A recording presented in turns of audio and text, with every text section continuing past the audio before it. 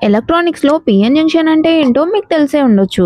అసలు PN junction ఎలా form అయిందో చూద్దామా? ఇప్పుడు నేను తీసుకునే ఎగ్జాంపుల్ కాస్త డిఫరెంట్‌గా అనిపించొచ్చు. ఒక 2 విలేజెస్‌నైతే తీసుకోండి. ఒక విలేజ్‌ని పి అనుకుందాం. ఇంకో విలేజ్‌ని ఎన్ అనుకుందాం. పి అనే విలేజ్‌లో చాలామంది అమ్మాయిలైతే ఉన్నారు. ఎన్ అనే విలేజ్‌లో చాలామంది అబ్బాయిలైతే ఉన్నారు. ఈ 2 విలేజెస్‌కి ఉన్న బోర్డర్ దగ్గరలో ఎవరైతే అబ్బాయిలు, అమ్మాయిలు దగ్గరలో ఉన్నారో పేరప్ అవుతారనమాట. అదేనండి మ్యారేజ్ చేసుకుంటారు. బోర్డర్ దగ్గరలో ఉన్న అమ్మాయిలు, అబ్బాయిలు మ్యారేజ్ చేసుకుంటే బోర్డర్ దగ్గరలో ఏరియా మొత్తం సింగిల్ బాయ్స్, సింగిల్ గర్ల్స్ ఉంటారు కదా! సో, ఏరియా అనేది ఎంప్టీ అయిపోతుంది. ఆ ఏరియా మొత్తం డిప్లీషన్ లేయర్ అయితే ఫార్మ్ అవుతుంది. ఇప్పుడు మనం పీఎన్ జంక్షన్ డయోడ్ గురించి చెప్పుకుంటే ఈ డయోడ్‌లో 2 సైడ్స్ అయితే ఉంటాయి.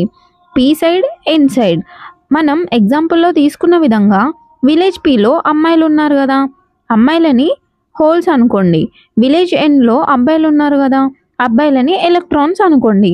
ఈ హోల్స్, ఎలక్ట్రాన్స్ ఏవైతే బోర్డర్ లైన్‌కి దగ్గరలో ఉన్నాయో రీకాంబినేషన్ అవుతాయి.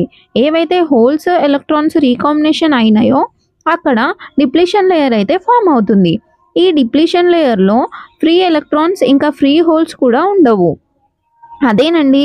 ఏది కూడా సింగిల్‌గా ఉండదు అని చెప్తున్నా. అసలు ఈ డిప్లీషన్ లేయర్ వల్ల యూజ్ ఏంటి అనుకుంటున్నారు గదా!